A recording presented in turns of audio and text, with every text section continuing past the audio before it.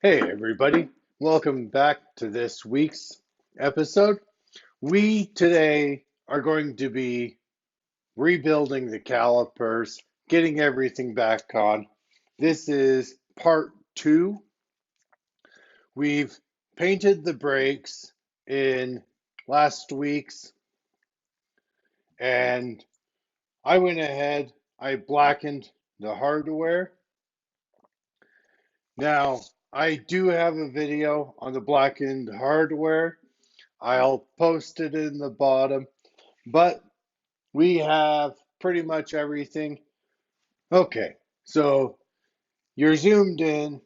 This is everything to rebuild one caliper. We'll be rebuilding these. First, what you want to do is this is your ring for the lower section here. You want to, it fits in this little groove right here. So what you want to do is pop that ring in. That's your seal that keeps your brake fluid inside the caliper. It's pretty important. You want to make sure that they're good condition or brand new. This right here is actually your dust seal.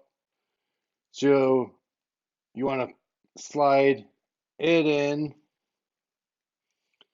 and it goes in this top groove. The next thing is your pistons. You want to go ahead and put a little bit of brake fluid in here, and it helps lubricate these seals, allowing it to go in easier. That's lubricated. Now, these you just kind of twist in. As you can see, they go in pretty easy. If they are not going in easy, you have something wrong. Do not force them. Do not anything like that. You can damage these. That goes ahead. That puts these together. Your next step is going to be putting these clips on.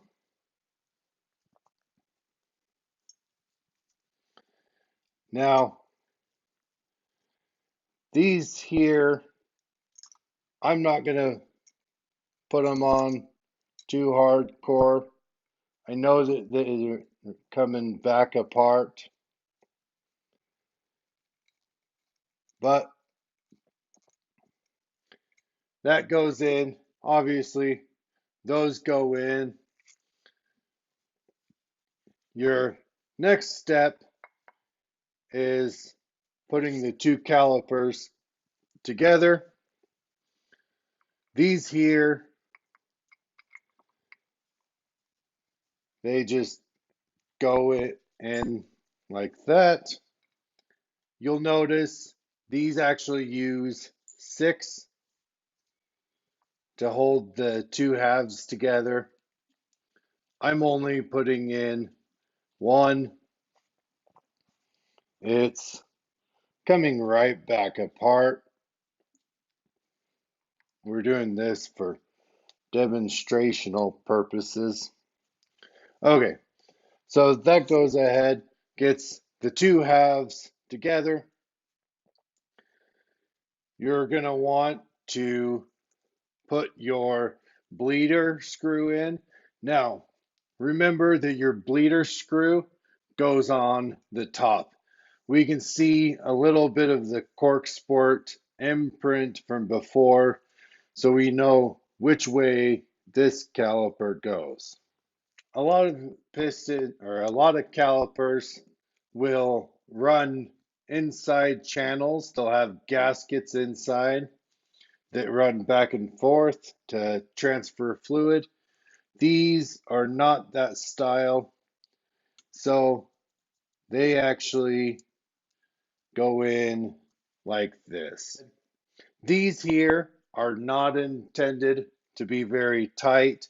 They're only supposed to be torqued to about 8 to 10 foot-pounds, which is not very much. For ease, I'm going to show you how this goes on.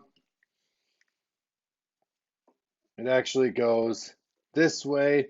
You want to make sure that you have your aluminum or copper crush washer, but that goes in there.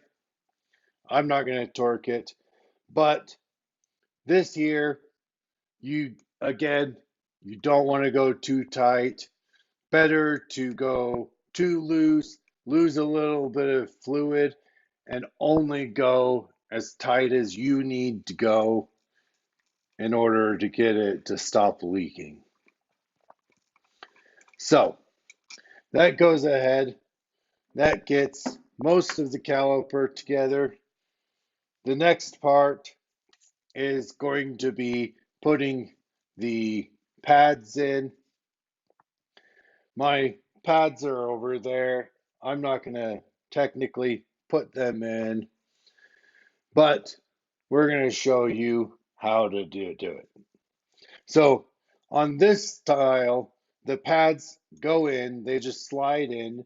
They've got little pinholes, and then this here is your pin. Those are your keepers for your pads. Okay, so you got that pin in. This right here actually pops onto these pins, and then this here goes in.